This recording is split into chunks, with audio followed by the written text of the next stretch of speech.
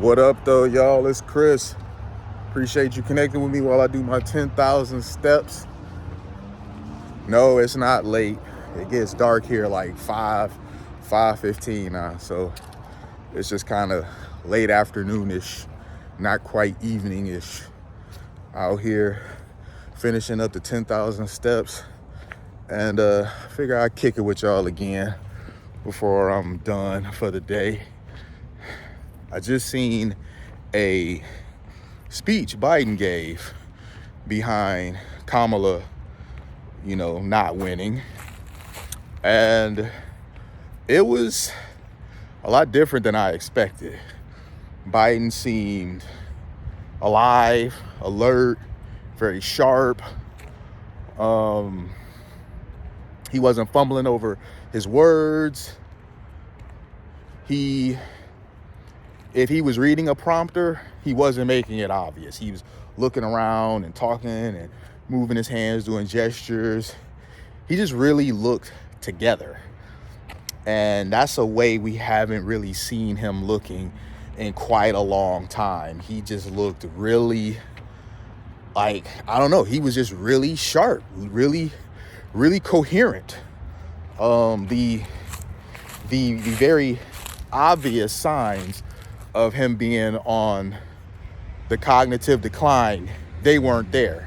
Now he was, he still seemed old, when he's speaking and stuff, but I mean, that's a given. He is up there in age, so we're not going to hold that against him, but he looked really damn good. It was surprising.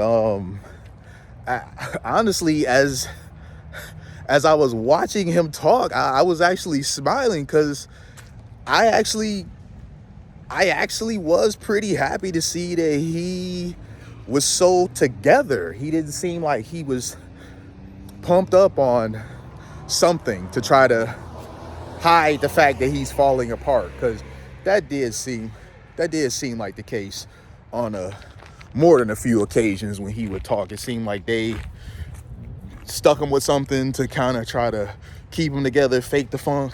I don't know what, I ain't gonna speculate what, but he definitely was having some sort of aid. Maybe it was adrenaline, I don't know. I shouldn't speculate, but he was looking really good, really sharp, really alert. He seemed to have all his faculties about him. And he said some nice things about Kamala. He said that she had good character and whatnot. But I mean, that's what you expect, right? You expect that he's gonna say nice things about her. He's not gonna drag her. But he really didn't seem all that upset about her losing. And I think that's because he still harbors a great deal of resentment for how they kind of pushed him out. Word has it that it was Nancy Pelosi who was really applying all of the pressure, and he begrudgingly gave in because enough were applying pressure to convince him that him stepping down was for the good of the party, was for the greater good. So he steps down. But I truly do believe that Kamala did much worse than he would have did, which is really something, because we know that Biden, he's getting up there and he is suffering from dementia. We don't know how far along he is, but if you know someone with dementia like I do, we're no medical professionals, so we can't officially diagnose them, but what you know. If you've been in the presence of someone with dementia, or a friend or family member who you've been around quite a bit suffer from it, and he was very much demonstrating that he's at some early stage of it. It wasn't just him being old. It was definitely something else there. What was that? Oh, somebody at the stop sign behind me. car pulls up behind them and they're not budging, so they honk. People so impatient. I ain't gonna front. I can be impatient too, so I ain't gonna even talk smack about them. But you know, over here there were a lot of Harris Wall signs, and they're all gone now over here. I walked over here before, I want to say like maybe a week and a half ago, possibly 2 weeks ago, and I was kind of showing you guys in real time how it was just Harris Wall signs left and right all over here. They're all gone. It's like they're just over it. I mean, I guess the election is over, so there's no point in keeping stuff like that around on your yard. But wow, they still removed them way faster than I was expecting. But yeah, Biden didn't seem particularly too upset about the fact that she lost. He I'm not gonna say seemed delighted, but I was getting last laugh vibes, because you know, you guys remember when him and Obama were at that memorial.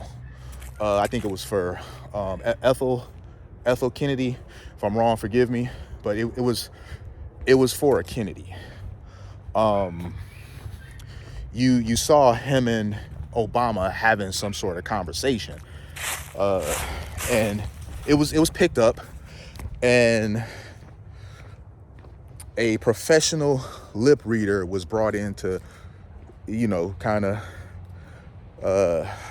translate what Biden was saying, and his mouth very clearly said, "She's not as strong as me," and Obama nodded in agreement.